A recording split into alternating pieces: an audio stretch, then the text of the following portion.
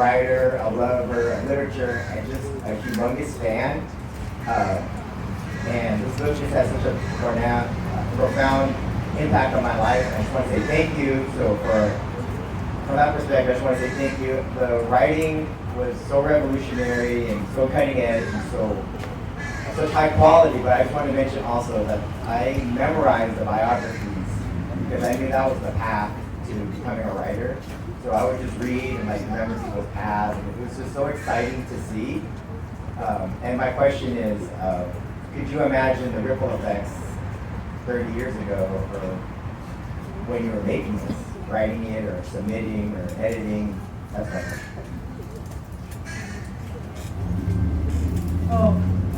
Y'all can answer. We're going to tag team question. I just came back from Vietnam, and speaking of factions, as you know, my family escaped from Vietnam. What types of interface do you have with current contemporary Vietnamese literature, art, film?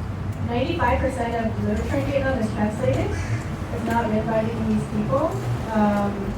And in fact, it won't translate like these, but they're holding on to it because it's too commercial. But it's just, I don't know. That's what I heard through the grapevine. So that's our tag team question. The great Indian American writers started publishing. I would say, oh, that's too bad. They're colonizers, spoke English, so of course they're going to be ahead. That's bad language, but I've always believed that that Vietnamese we can really do it. I think there's an old joke that in a typical country, or sorry, I don't want to say it's kind of a dumb joke, but I know we Vietnamese can do anything we want, and to be honest, I did envision that we would get to this point. That this was really important and trusted the writers, the editors to put forth a very important anthology, and they absolutely need to translate more works from English so that the exchange is much more equitable. So this is a plug for Japan and Texas Tech. That is, they just translated there's so many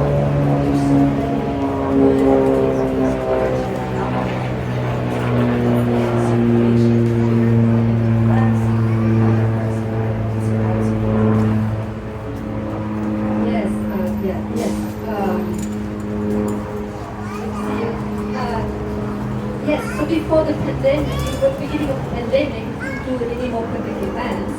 And they said, okay, what are we going to do? Sitting all day alone at home. They said, okay, well, 60% white, 60% of the American population, and 90% of book published by white people, so it is a problem. And then, we've been, say, well, let's see if we can work with the publishing industry to see if we can open a few doors, with a couple. Well, by the end of this year, right, 3 years later, we have 8 books published, right? So working together, we can make a difference. It's deliverable. And the way we're doing it is by people who has been established, like Monique, like Kwemai, right, who stay with us on the ground and lend their names, and then to support so that more doors are open. And now, talking about translations, yes, actually, yesterday, we just said, you know what, we had one editorial team, now we're going to go 4, English, French, German, Vietnamese, right? And we want to translate this way and that way, right? And not everything in English, but also, in Vietnamese. And I'm not going to say yes, what we would do, but it's coming. Only thing that we need, anything in place, the only thing we need is money. That's out there. Thank you. One last question.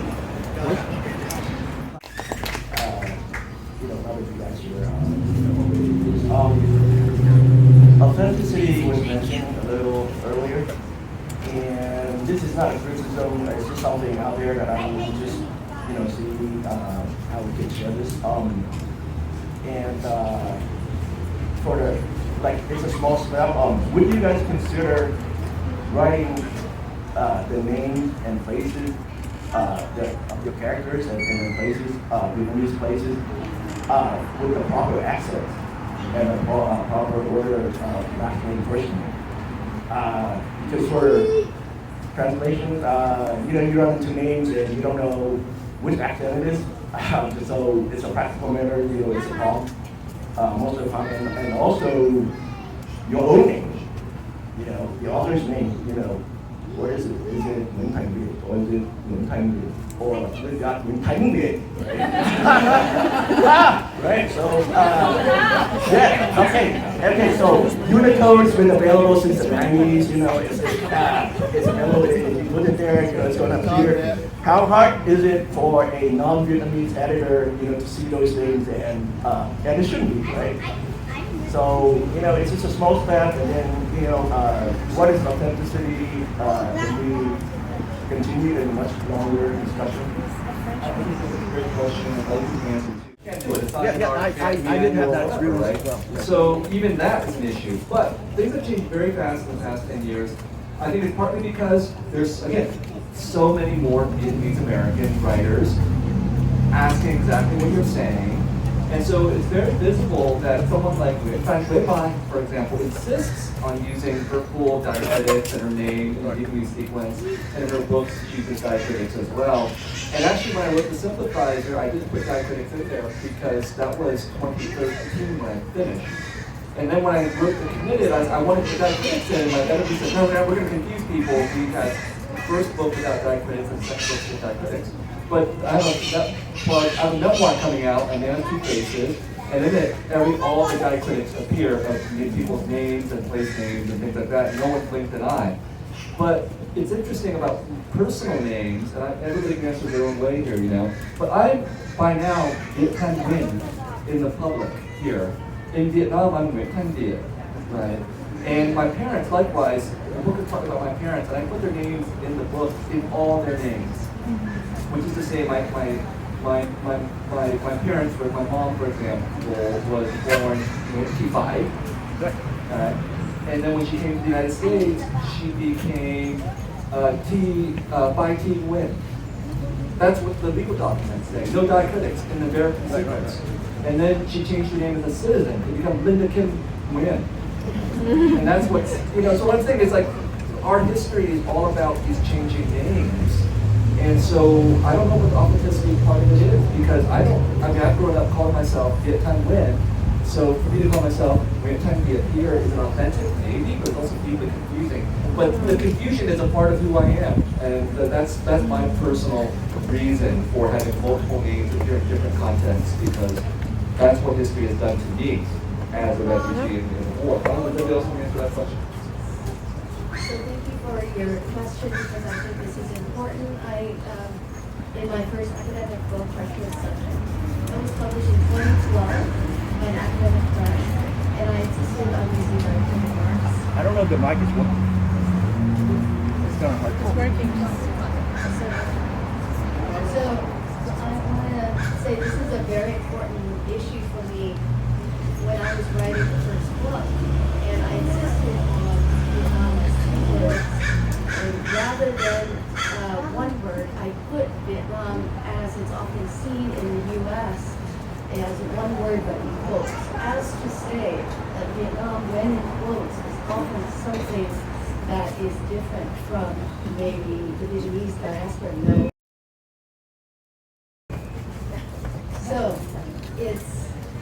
So diacritic marks, and I am also very sorry about Zama. I mean, it's been around for a long time.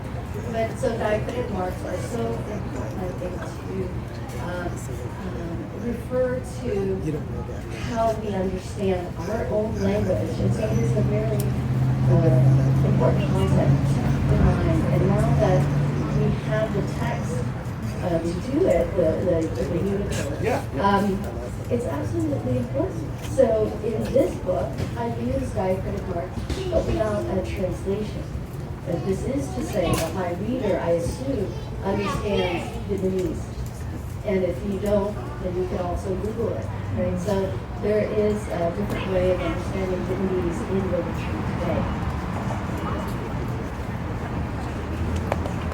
Okay, so I just want to say we're going to move to do a meeting with the authors. Yes, in just one moment. And so I have the earlier difficult task of introducing you, and now I have the really difficult task of stopping this while the conversation is so lively and things from our wagon. And once again, we are what we carry. Clothes, pans, secondhand sandals. In our fists are rosaries and several scapulars each. A wooden clock in the shape of Vietnam is what Father brings into the new house. 2 battered hands on north and south. We left Butler, government cheese, a black clapboard house, railroad tracks, white Catholics sponsoring us from Vietnam to Guam.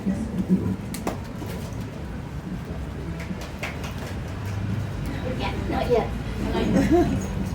Some of them calling us gooks. No wonder we are here. No wonder we sisters speak of suicide and other dirty stories.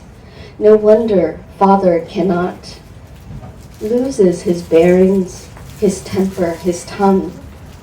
At 6, I am all eyes, full of spit and spite. I am here, and it's a wonder just to begin again.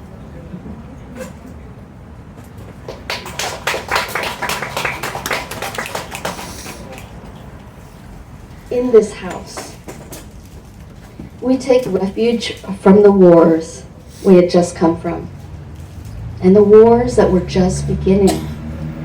Father, who has carried all his battles in his hands, tattoos his rage onto our flesh, one and one and one. He was a lieutenant colonel in the South Vietnamese army and has lived through the French, the Japanese, and then the Americans. Wars he has known, he carefully places in the closet, a thick triangular meat of a flag, the 3 red stripes folded onto yellow. In this house, we live without the mother for far too long. She will come later, America, to reunite with her children 20 years after they left in 1975. This armchair of a woman, she does not tell us why she stayed, cannot, for the life of her, tell us what she did with the money. In this house, sisters' furies are born, the anger of us, blooming onto their skin like watercolors, blues and purples mostly. In this house, the eldest brother hatches a plan to take his country back from the communists.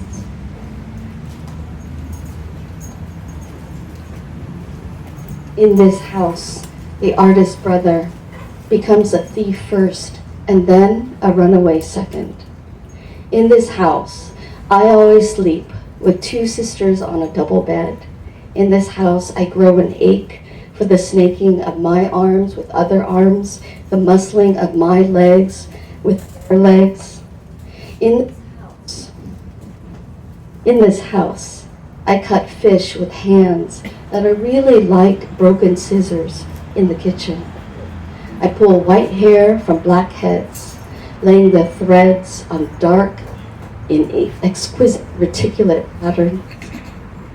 In this house, I use Yeosan on legs and temples, nest fists into flesh, and on summer nights, I skim my sisters' backs as if I was reading Braille, unseating pustules of acne, hard and small like grains of rice. In this house, my fingers absorb all of my family's sicknesses, their sweat and smell. This is how I know their family. This is how I know they're mine, not by numbers or other light designations, but by the shape of their bodies, the size of their pores. This house, I devour my sisters' fears and strengths, every last one of them.